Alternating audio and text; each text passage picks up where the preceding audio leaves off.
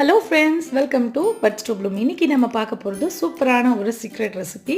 என்ன சீக்ரெட்? யூஸ்வலாக நம்ம ப்ரெட் ரோஸ்ட் செய்கிறப்ப சுகர் தான் போடுவோம். பட் இந்த ரெசிபி கொஞ்சம் டிஃப்ரெண்ட்டாக செய்கிறோம்.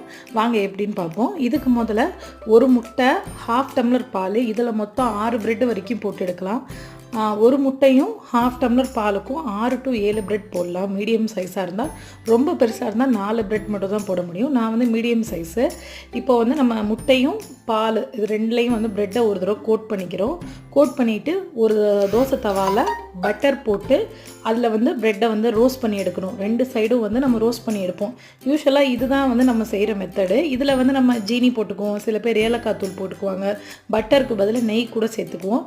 இதுக்கு அடுத்து தான் நான் வந்து இன்னும் கொஞ்சம் டேஸ்ட்டாக இந்த ப்ரெட் ரோஸ்ட்டை இன்னும் கொஞ்சம் டேஸ்ட்டாக செய்கிறது எப்படி, அதுவும் ஹெல்த்தியாக பசங்களுக்கும் ரொம்ப பிடிக்கும்.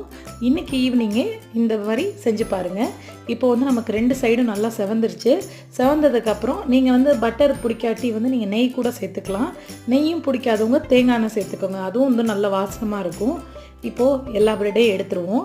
எடுத்ததுக்கப்புறம் இன்னொரு வந்து தவா ரெடி பண்ண போகிறோம். இதுக்கு அடுத்து வந்து ஒரு தவா ரெடி பண்ணி வச்சுட்டோம். அந்த தவாவில் 4 டேபிள் ஸ்பூன் அளவு, அதாவது 1/4 டம்ளருக்கு கம்மியான அளவு தண்ணி, உங்களுக்கு எவ்வளோ வெல்லம் தேவையோ அந்தளவுக்கு ஸ்வீட்னஸ்க்கு தகுந்த மாதிரி. எனக்கு வந்து 2 சின்ன கட்டி, அதில் வந்து கொஞ்சமாக பட்டைத்தூள், வெறும் பட்டைத்தூள் போட்டு நல்லா அதை வந்து கரைச்சி விட்டு கொஞ்சம் கேரமலைஸ் ஆகிற மாதிரி வச்சுருக்கேன். வச்சதில் வந்து நம்ம ப்ரெட்டை வந்து கோட் பண்ணி எடுக்க போகிறோம்.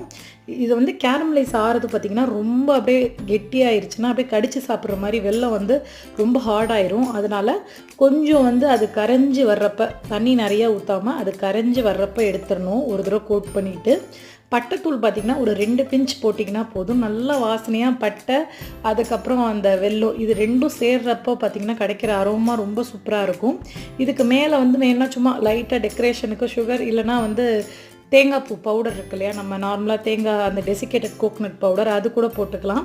ட்ரை பண்ணி பாருங்கள். ரொம்ப ரொம்ப ரிச்சான டேஸ்ட்டாக இருந்துச்சு. எனக்கு ரொம்ப பிடிச்சிருந்துச்சி, பையனுக்கும் ரொம்ப பிடிச்சிருந்துச்சி. ட்ரை பண்ணிவிட்டு எப்படி இருந்துச்சுன்னு சொல்லுங்கள். தேங்க்யூ.